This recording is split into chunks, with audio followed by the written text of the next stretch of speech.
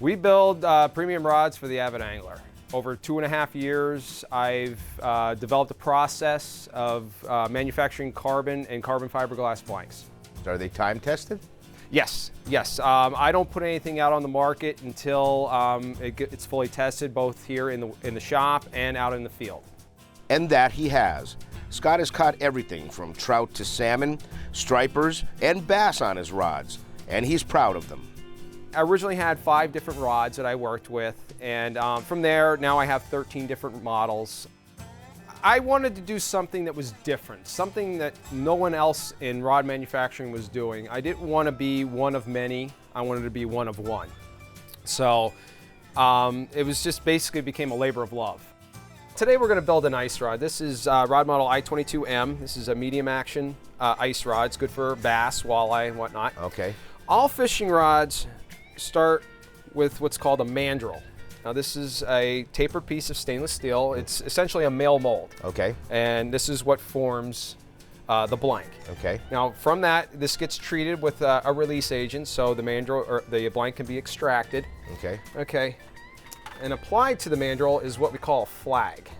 Now a flag is essentially a tapered piece of material. In this case, this is carbon fiber. This rod is 100% carbon. Okay. Unlike most ice rods, which are fiberglass, I like using carbon because it's very sensitive. Okay. You can feel every small strike. I mean, this is a medium action that I designed for bigger fish, but I also catch very small panfish with it as well because I can feel the strike right to my hand. Okay. So that gets wrapped on that rod then? It gets rolled onto the mandrel. Okay. And then, due to proprietary reasons, I can't show you my next step. Right. But I also apply another material over that. So I'm actually using 2 different forms of carbon fiber in this particular rod. Okay. It's then baked in the oven for 2 hours until it's hardened and becomes a completed blank. Okay, well, after it comes out of the oven, we then extract the mandrel. I have a Okay. mandrel extractor. So you have a rod tube basically right now. So basically you're left with a hollow carbon tube. Okay. Okay. And then what do you do? From there, it goes onto the lathe here, where it gets sanded. And it gets sanded to, like I said, it gets sanded to a tolerance of 3/1000ths of an inch. To give you an idea what 3/1000ths of an inch is, it's half the thickness of a piece of paper. No kidding. So, and it's all done by hand. Okay. After it's sanded to his liking, Scott mixes the clear coat and the desired color, in this case blue, and the process continues. We're going to turn this on the slow turn here. And it just gets brushed on.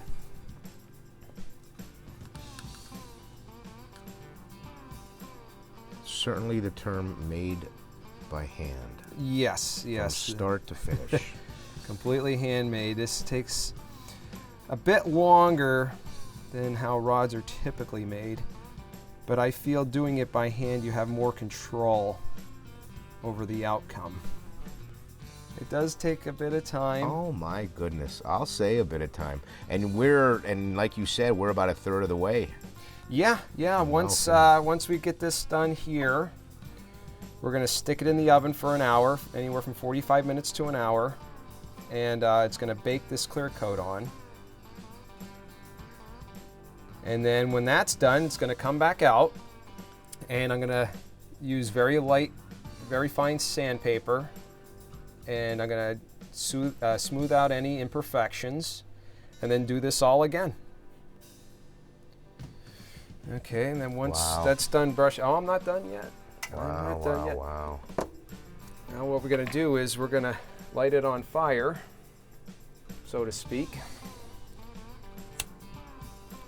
What this does is this levels out the epoxy, takes any brush strokes out of it, No kidding. and pops any air bubbles that might have been introduced while brushing it on.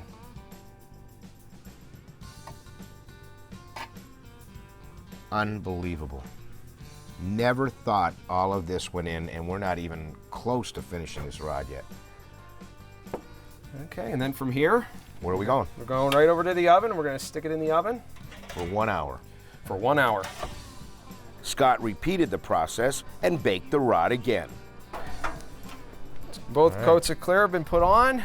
Now we come over here, and we're ready to build. The ends are trimmed using a Dremel tool, and after some precise measuring and marking, it's time to put on the handle. And our fishing rod is starting to really look like a fishing rod. Remember that the entire process takes about 6 hours, so we have to fast forward through some of it. Once the handle sets up, it's time to tape the hook keeper and guides into place.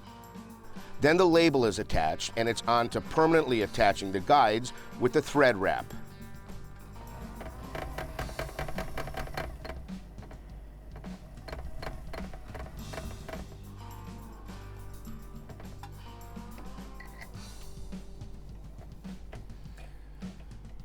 There you go.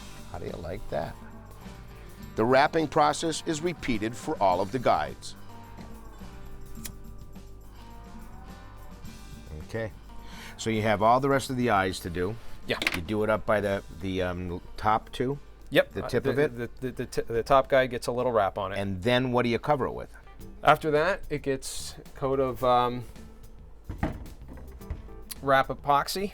Okay. It takes normally about 24 hours for that to fully cure. Okay, and you have one finished over here for us? Yes, right over there, Don. Okay, I'll grab that right here. And this is what it looks like when it's all done? Yep. Boy, you can't see the thread. It looks like everything's locked in place. That is an amazing experience. Thank you so much for showing us. Oh, anytime, my pleasure. It really is neat. And I can't imagine you're working on a 9-foot or a 7-foot or whatever, how much time and effort. We'd be here for a while, Don. Well, once again, I say thank you very much. Now, you were saying to me this is going to a lucky viewer. Yeah. Don's going to be giving this rod away to one of you lucky viewers out there. Okay. Well, thank you again, Scott. Oh, anytime. My pleasure. Good luck. And for more information on the Lehigh Fishing Company, you can check them out on Facebook. Facebook is the Lehigh Fishing Company, and the website is www.lehighfishing.com.